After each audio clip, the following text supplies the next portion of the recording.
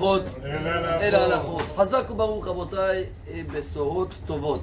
On est aujourd'hui le 17 dans le mois de Cheshvan, une grande date dans la Torah.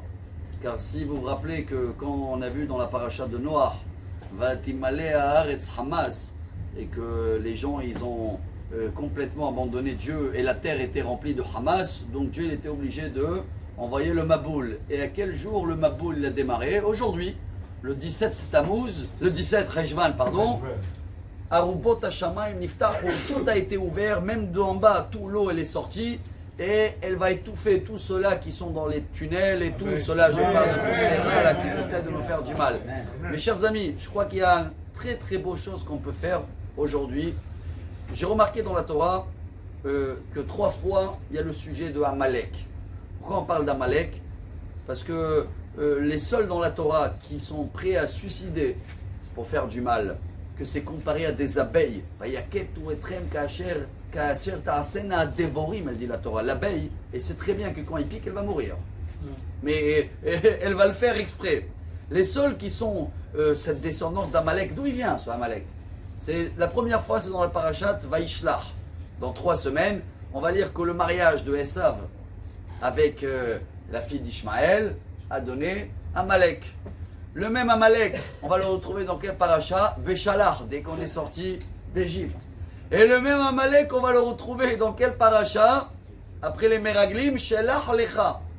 Alors ce qui est incroyable, parce que ça on n'a pas le temps aujourd'hui, mais on prépare si Dieu veut un petit sujet, et vous le savez déjà, que chacun aujourd'hui qui pense à suicider pour faire du mal, il est de la branche d'Amalek. Et c'est ce mélange de Esav avec Ishmaël. Il y avait les suicideurs Esav, c'était l'époque des nazis, ils étaient prêts aussi à suicider, ils mettaient tout le monde avec eux. Maintenant c'est cette branche de terroristes.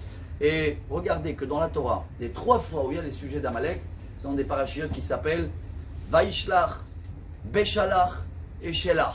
C'est quoi la racine de ce mot-là en hébreu? Béchalach, Vaishlach, envoyer. Tout ça, c'est envoyé par Dieu. Ils doivent être là, et quoi ils doivent être là? Ils sont là, mais ils doivent être éliminés. Et nous, on a une mission. Mahot imchet zecher Amalek. Alors notre mission aujourd'hui, c'est pas seulement de prier, d'attendre le déluge qui va venir d'en haut.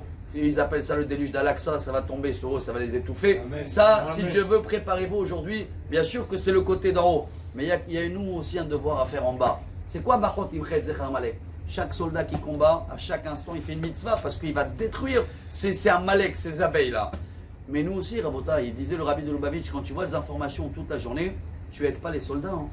L'inverse, tu veux aider les soldats, vas-y. Prends un livre de Tehillim, commence à lire. Va faire des colis, va préparer des repas à des soldats qui sont bien. Bouge, chaque action, chaque seconde qu'on pense à les soldats, d'abord on les aide, 2, on fait cette mitzvah de la Torah de effacer Amalek. Et moi on va écouter les informations. Il y en a plein qui disent ouais mais regarde, il faut être au courant, les Théman, les Yémanites, peu importe par où dans le monde, chers amis. Les Yémanites, apparemment, ils ont visé Elat, vous êtes au courant, non? Exact. Et parce que comme ils savent qu'ils vont payer très cher, ils ont choisi la ville où il n'y a pas de taxes et des impôts. Alors, Rabotai, tout ça pour vous dire, moins d'informations, laissez Dieu faire les choses. Le Maboul, aujourd'hui, le 17 Cheshvan, aujourd'hui, ça va s'ouvrir et tous les tunnels, ils vont écrouler avec tous les ennemis. Amen. Et chacun qui veut faire cette mitzvah de la Torah, de détruire Amalek, de comprendre que c'est Vaishlach, Béchalach, Shelach, ça vient d'en haut. Alors chacun, il aide, il lit des Tehillim, il fait des colis, il regarde où je peux être utile, même si on glisse aujourd'hui sur les 4 minutes. Parce que n'oubliez pas que quand il y avait un déluge, tu peux faire un petit arche pour toi, rester dans ta chambre, regarde les informations. Allô, quand il fait froid, tu vas faire quoi? Tu vas mettre un blouson, ça veut dire que tu penses qu'à toi. Mets le chauffage dans la chambre, essaye de rentrer tout le monde qui peuvent se chauffer aussi. Ne pense pas qu'à toi, même quand il y a de la pluie.